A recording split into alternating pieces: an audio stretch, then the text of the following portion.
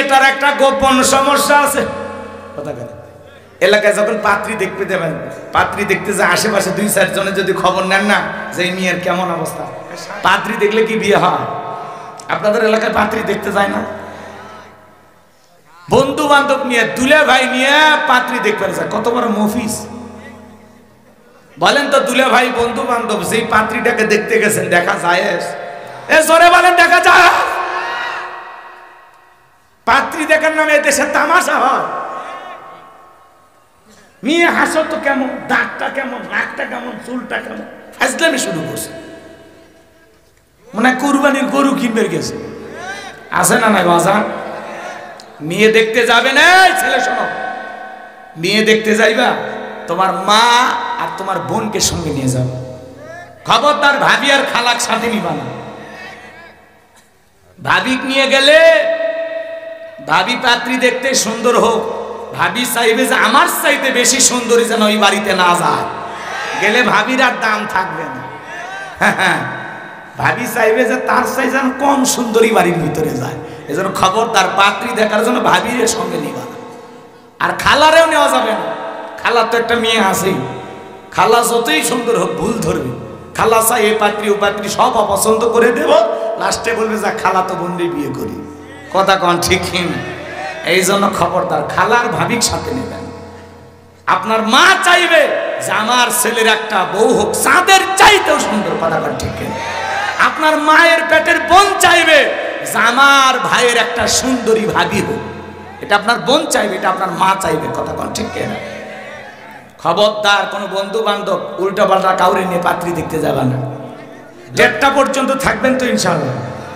2-3 পরে না না না, অত রাত দরকার নেই। 1 ঘন্টা কথা বলি। কষ্ট হচ্ছে আপনাদের? 2টা পর্যন্ত কারা কারা হাত তোলেন তো দেখি। লিল্লাহে তাকবীর। এবার 1:30 পর্যন্ত কারা হাত তোলেন? কেউ নাই? তাহলে বুঝেন। ঠিক আছে, দেখি দেখি। সূরার নাম লোকমান। বলেন কোন কি নাম? কি নাম? মোট আয়াত আছে 34টি, রুকু আছে 4টি। বিশ্বনবীর মক্কার জিন্দেগিতে এই সূরাটি নাজিল হয়েছে। এখন আমি যতগুলো আয়াত আছে যদি আলোচনা করি 3 দিন আলোচনা করে শেষ হবে না। এজন্য সংক্ষিপ্ত করে কথা বলি, আমরা দোয়া করে দেবো ইনশাআল্লাহ। তাহলে জবান ছেড়ে সবাই একটু মহাব্বতে আমার সঙ্গে তেলাওয়াত করুন। আবার কথা বলেন কেন? কথা বলা যাবে না? কি সমস্যা? কি কিছু বলতেছেন আপনারা? কি বলবেন বলেন? কিছু বলবেন? তাহলে একটু শোনেন। সূরার নাম লোকমান। জোরে বলেন কি না? লোকমান। আপনাদের উত্তর পাড়ার লোকমান না, এটা আল্লাহর পছন্দের একজন গোলামের নাম ছিল লোকমান। লোকমানে হাকিম একজন জ্ঞানী ব্যক্তি। আল্লাহু আকবার বলেন। সম্মানিত ভাইরা আমার, এই লোকমানে হাকিম একজন কৃতদাস ছিল, রাখাল ছিল, মানুষের বাড়িতে ছাগল চরানোর কাজ করতেন। আল্লাহ রাব্বুল আলামিন সেই ব্যক্তিকে এতটা পছন্দ করেছিলেন।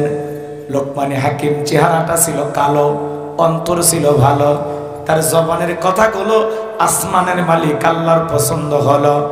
এই জন্য আল্লাহ রাব্বুল আলামিন তার কথাগুলোকে কোট করে কোরআনুল কারীমের ভিতরে তার নামে একটি সূরা নাজিল করলো। বলুন আল্লাহু আকবার। ভালো করে বোঝার চেষ্টা করবেন।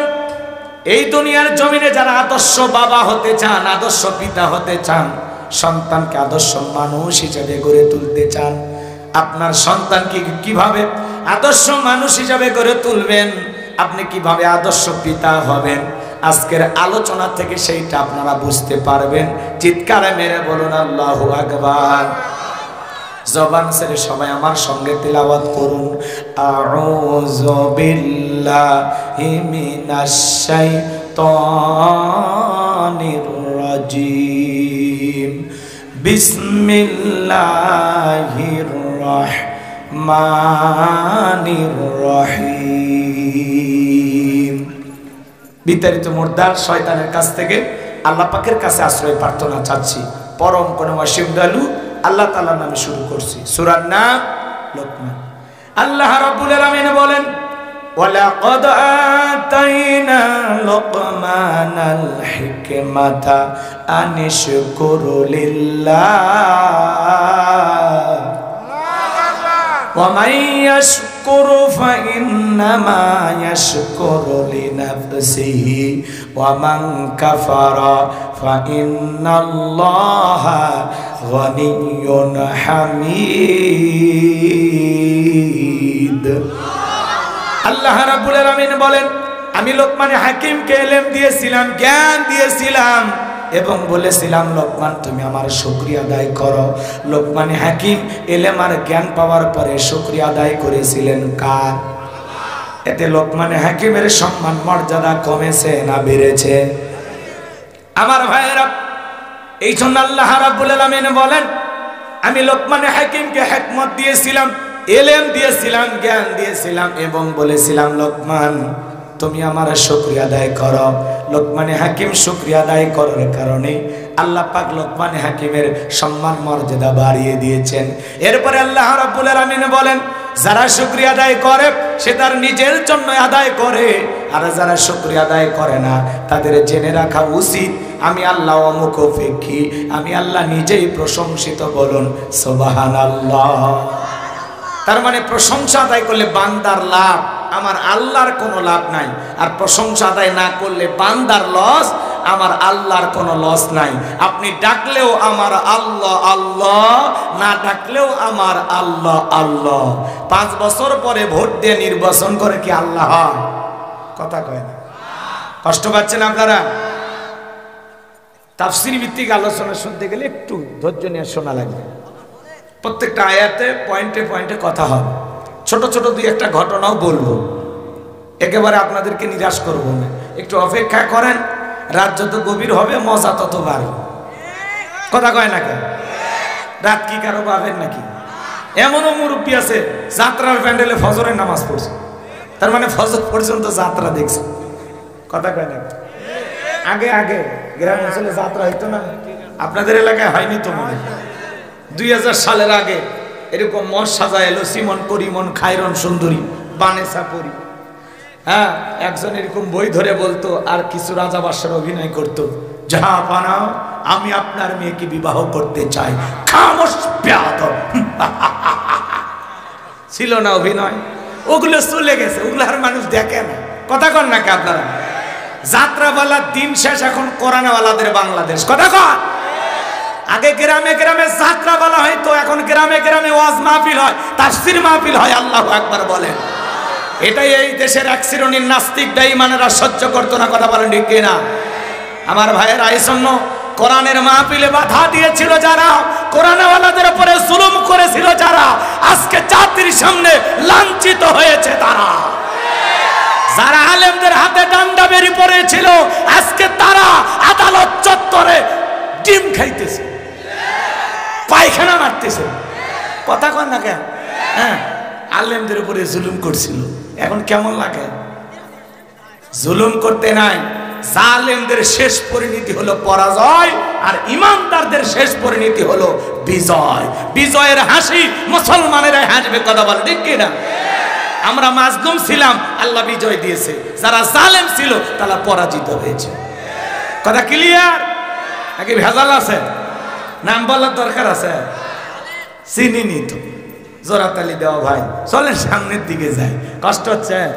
তাকবীর দেন, লিল্লাহে তাকবীর। খালি একটু অপেক্ষা করেন। আমার বাবাজিরা গভীর মনোযোগ দিয়ে শোনেন, তাহলে শুকরিয়া আদায় করলে কার লাভ? আবার আল্লাহ আল্লাহ। শুকরিয়া আদায় করলে আপনার আমার লাভ, আল্লাহর কোনো লাভ নাই। শুকরিয়া আদায় করলেও তাম পৃথিবীর সমস্ত মানুষ যদি একত্রিত হয়ে আল্লাহকে আল্লাহ বলে ডাক দেয়, এতে কি আল্লাহর সম্মান মর্যাদা বাড়ে? আবার তাম পৃথিবীর মানুষ যদি একত্রিত হয়ে আল্লাহকে আল্লাহ বলে না ডাক দেয়, আমার আল্লাহর সম্মান মর্যাদা কমে? তার মানে কি বুঝলেন? আপনি ডাকলেও আমার আল্লাহ আল্লাহ, না ডাকলেও আমার আল্লাহ আল্লাহ।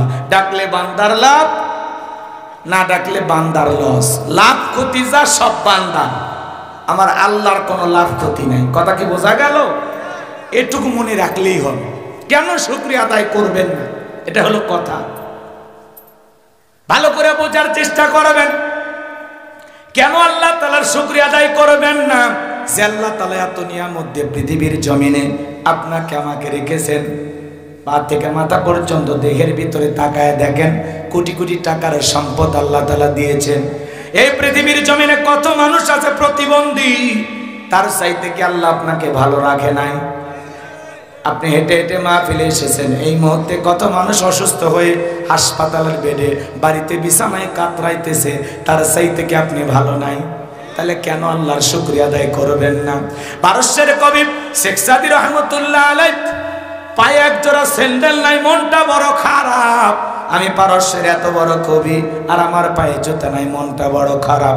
পথ চলতে চলতে তাকায় দেখে আল্লাহর একজন বান্দা বসে আছে যার দুইটা পা নাই।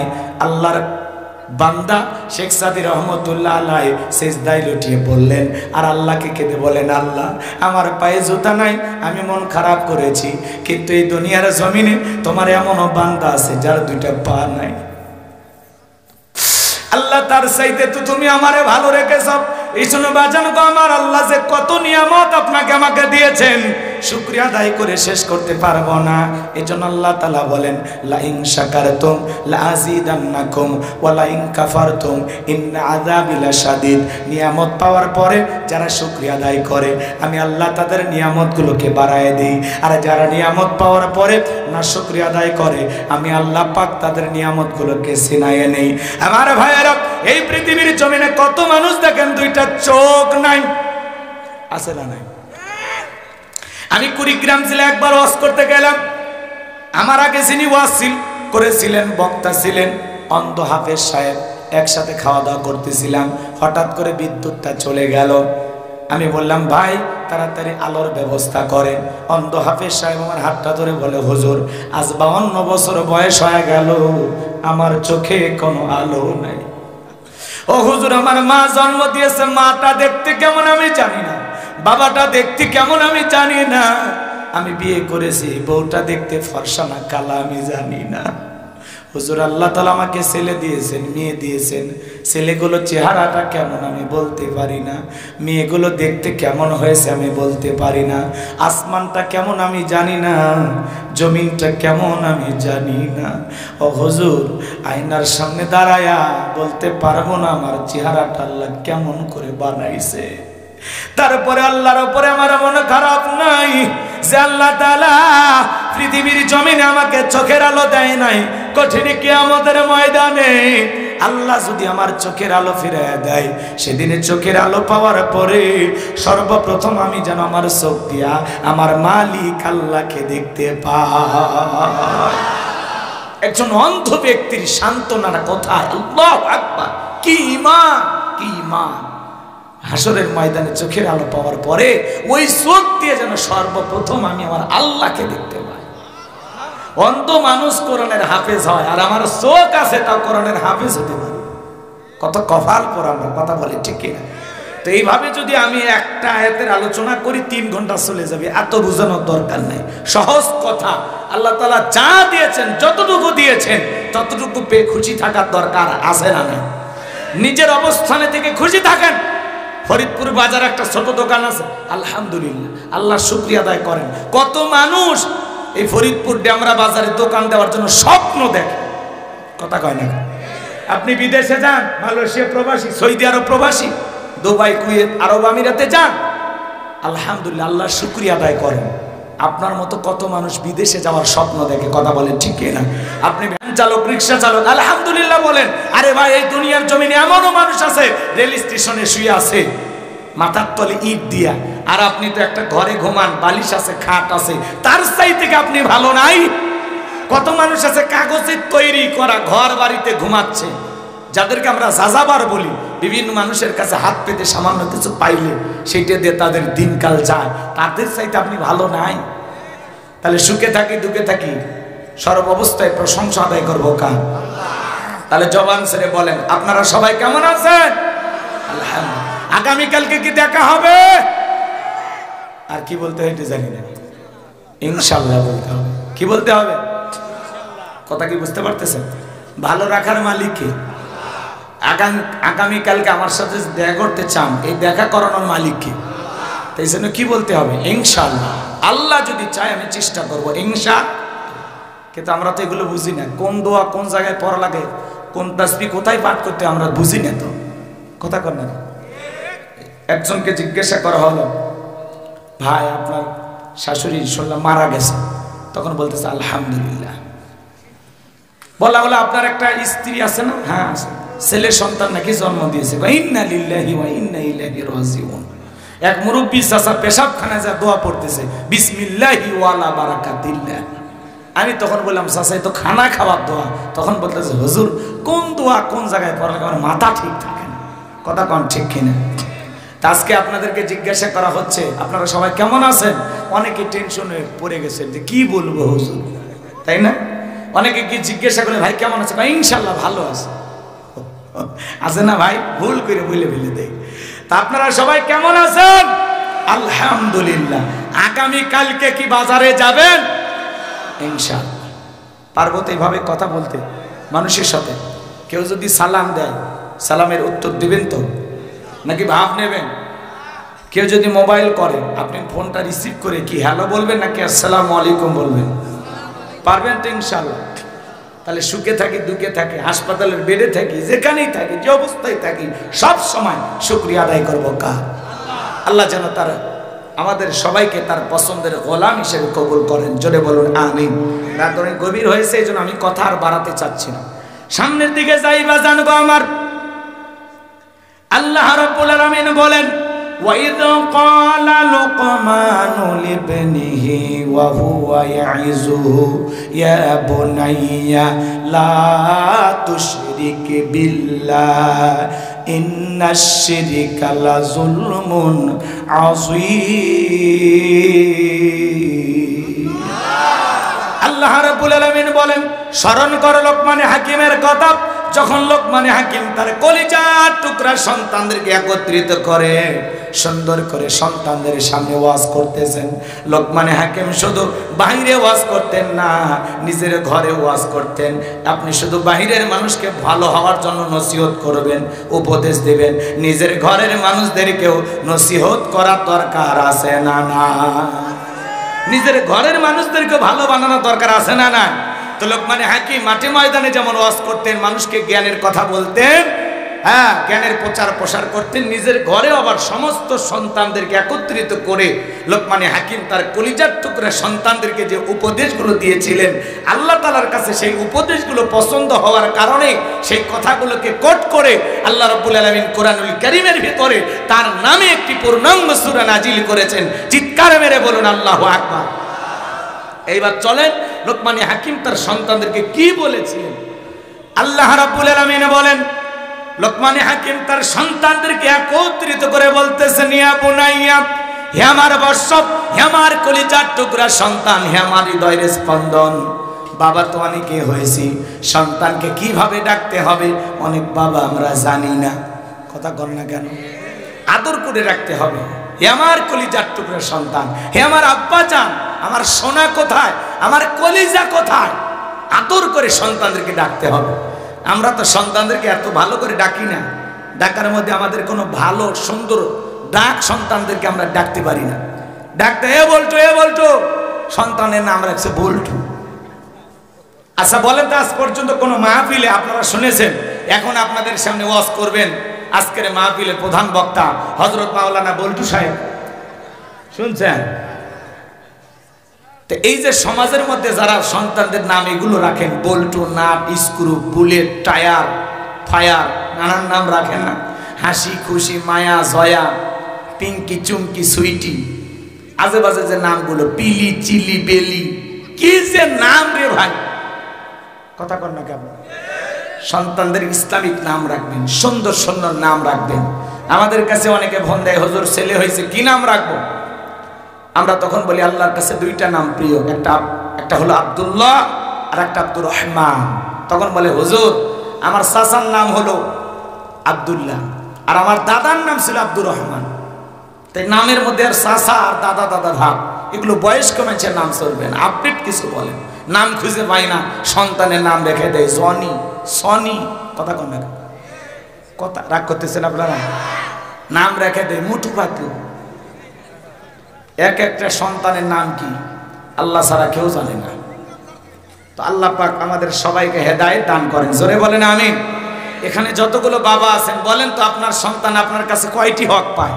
যদি প্রশ্ন করি বলতে পারবেন? অনেকেই বলতে পারবেন না। কয়টি হক পায়? আপনার সন্তান আপনার কাছে হক পাবে 12টি। জোরে বলেন কয়টি? 12টি হকের কথা বলতে গেলেও তো ওইদিকে আধা ঘন্টা 1 ঘন্টা চলে যাবে।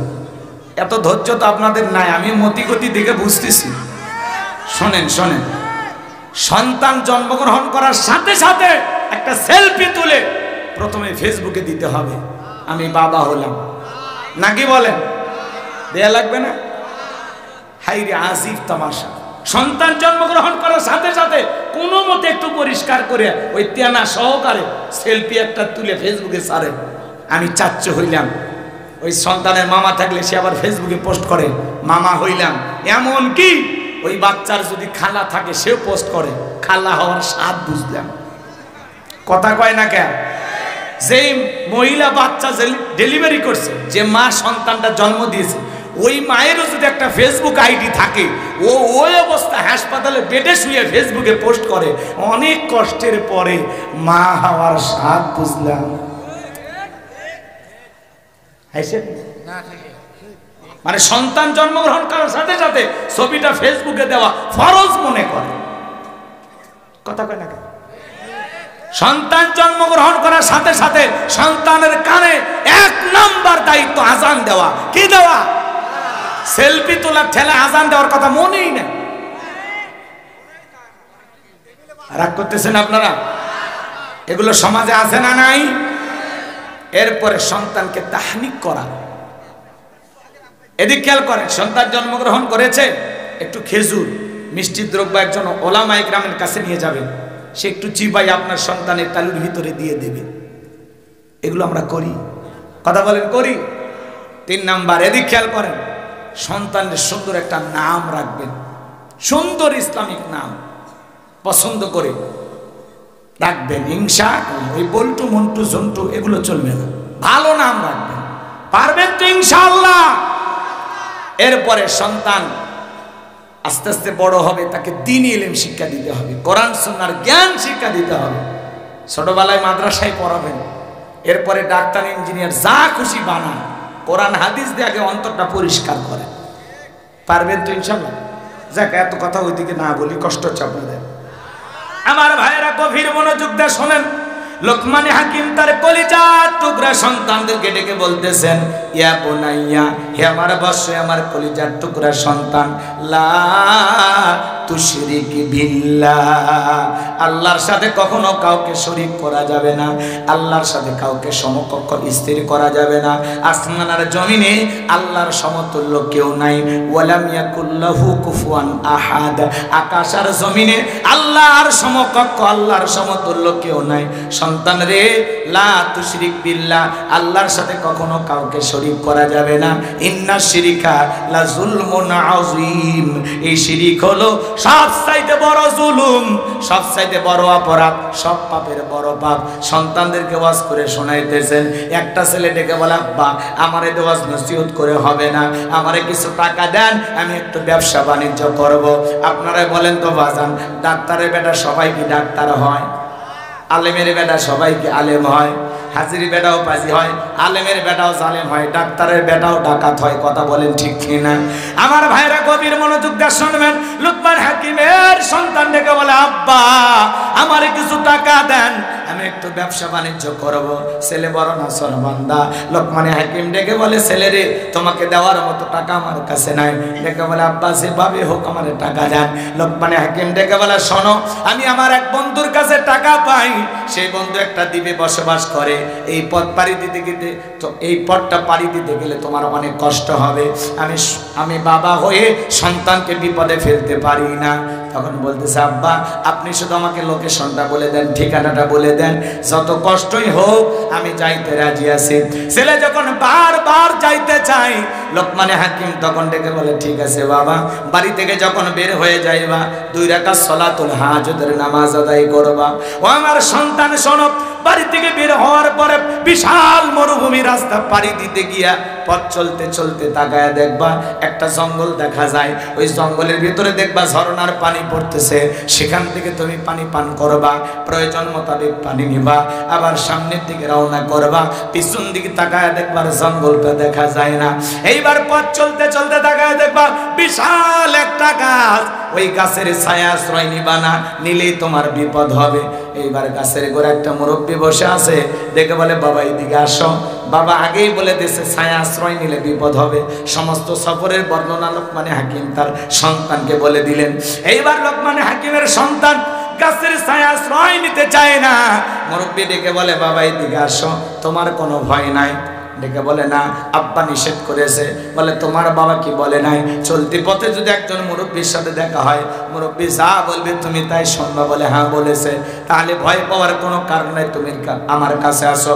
লোকমানে হাকিমের সন্তান গাছের ছায়া আশ্রয় নিলেন। আমার ভাইয়ের আক্লান্ত শরীর, মুহূর্তের মধ্যে ঘুম চলে আসলো। বিষাক্ত একটা সাপ এসে লোকমানে হাকিমের সন্তানটাকে সবল মারলেন। এবার মুরব্বী তাকায় দেখে সত্যি ছেলেটার বিপদ হয়ে গেল। সাপটাকে ধরলেন, লোকমানে হাকিমের সন্তানটাকে বিপদ মুক্ত করলেন। ধারালো অস্ত্র দিয়া এক কোপে সাপটাকে কেটে 2টা টুকরো করলেন। পিছনের অংশ ফেলাইয়া দিয়া মাথার অংশটা লোকমানে হাকিমের সন্তানের ব্যাগের ভিতরে রেখে দিলেন। এইবার ঘুম থেকে জাগ্রত হয়ে যাওয়ার পরে মুরব্বী ডেকে বলে, বাবা সত্যি তোমার বিপদ হয়েছিল, একটা বিষাক্ত সাপ তোমাকে সবল মেরেছিল। এইবার লোকমানে হাকিমের সন্তান 2 রাকাত সালাতুল হাজতের নামাজ আদায় করলেন।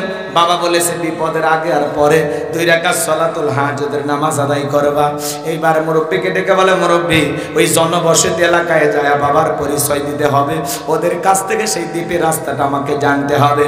এইবার মুরব্বী ডেকে বলে, বাবা আমি যদি তোমার সফর সঙ্গী হয় তোমার কি কোনো আপত্তি আছে? বলে, না আমার কোনো আপত্তি নাই। এইবার মুরব্বীকে সঙ্গে নিয়ে ওই জনবসতি এলাকায় যায় যখন বাবার পরিচয় দিয়েছেন, আমি লোকমানে হাকিমের সন্তান, সবাই আদর করতে লাগলেন, ভালোবাসা দেখাইতে লাগলেন।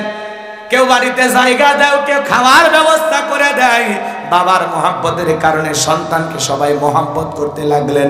আপনারাই বলেন তো বাজান, বাংলাদেশের সবচাইতে বড় বক্তা, সবচাইতে বড় আলেম, তার সন্তান যদি আপনাদের পাবনা ফরিদপুরে আসে, আপনারা কি একটু ভালোবাসা দেবেন না? কথা বলেন না কেন?